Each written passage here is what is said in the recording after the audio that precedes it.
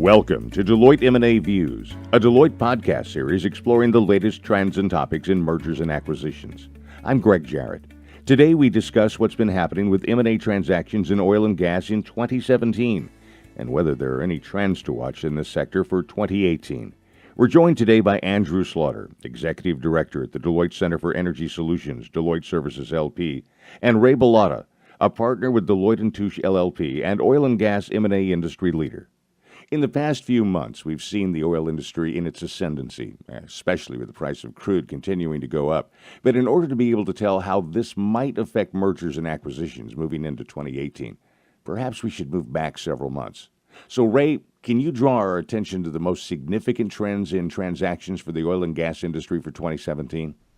Sure. Although 2017 started off strong by continuing the momentum in the second half of 2016, there was a sequential drop in deal activity each quarter in 2017. And if we looked at 2017, how the year played out, there were a couple of macro themes that really stood out. First, investors really demanded more capital discipline, and as a result, there was an acute focus placed on the execution of existing production and the right sizing of asset portfolios as opposed to inorganic growth demand. There was a near-term outlook shift from the beginning of the year where there was more optimism to more near-term cautious outlook following some price volatility, particularly in the middle of the year. But if we peel back the onion a bit, I think there were a few underlying themes. First, there was a slowdown in activity in the Permian. The Permian entered 2017 white hot. The demand for acreage really drove high valuations, upward of $60,000 per acre. But as the year progressed, deal activity came to a virtual halt. If you compare deal activity in the Permian from the second half of 2017, it was just 10% from a value perspective relative to the second half of 2016. While we did see some increased activities in other plays outside the Permian, like the DJ Basin, it didn't make up for the shortfall in what we saw in the Permian.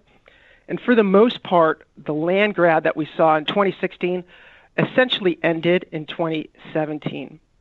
Instead, upstream companies were really focused on drilling existing acreage rather than acquiring more acreage. Secondly, we saw companies continue to look for ways to optimize their portfolios by divesting non-core assets, particularly in high-cost and more mature regions. And lastly, we saw a focus on consolidation, both in the upstream and oilfield services sector, as companies look for ways to rationalize capacity or benefit from economies of scale. So we certainly do know there's a lot to the oil and gas industry, from the service sector to the exploration people, or upstream as it's called, to downstream, the people who sell the product. Andrew, can you share a little more about that? Which sectors of the oil and gas business, or perhaps even geographical areas, saw the most interest and why? Well, of course, there were transactions across all the segments of the business, right up and down the value chain, as there always are. But the upstream, the exploration and production part of the business, that saw about 2/3 of the deal value across the whole year of 2017. You know, we started the year, as Ray has mentioned, with a fairly strong activity entering the Permian Basin, and that tapered off during the year as value opportunities got scarcer.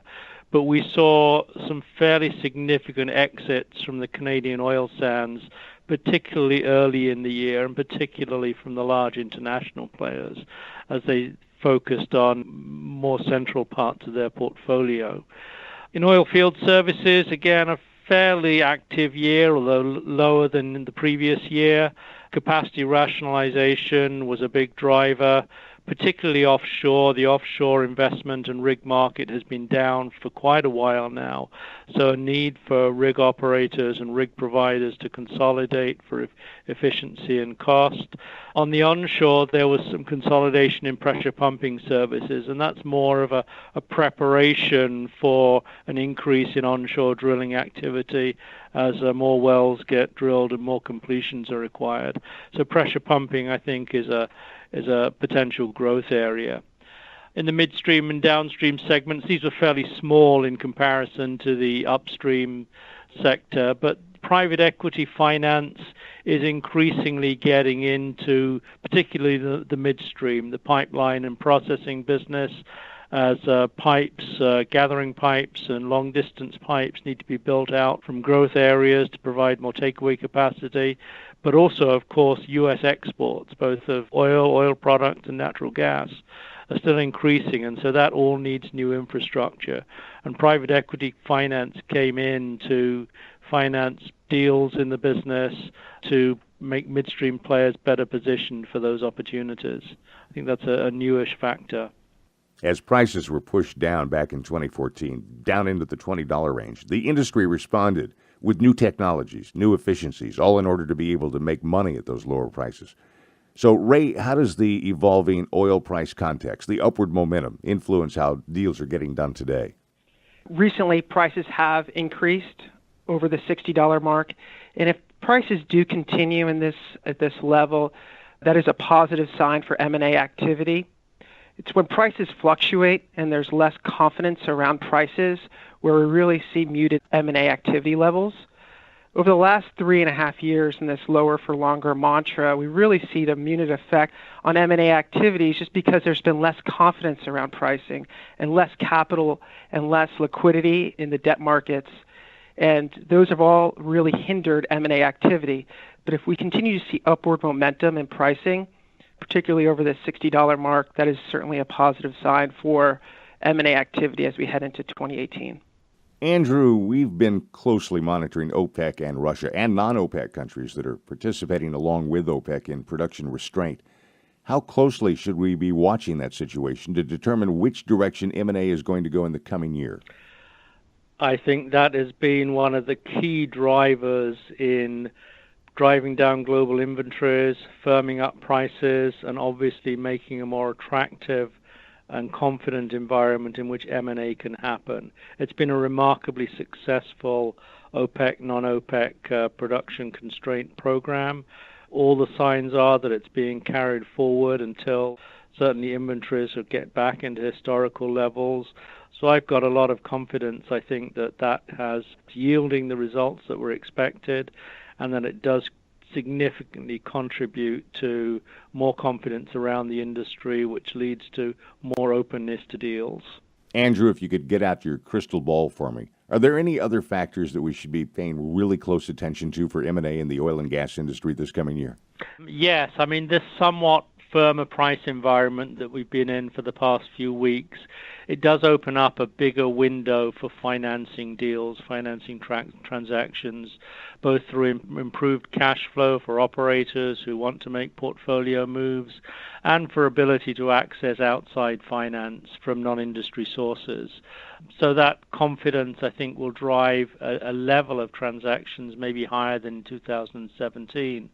On the flip side of that, we have quite a number of the major oil companies and the large independents who basically looked at their portfolio during the downturn and decided to focus in certain areas, certain play types, certain geographies, and divest assets which were non-core.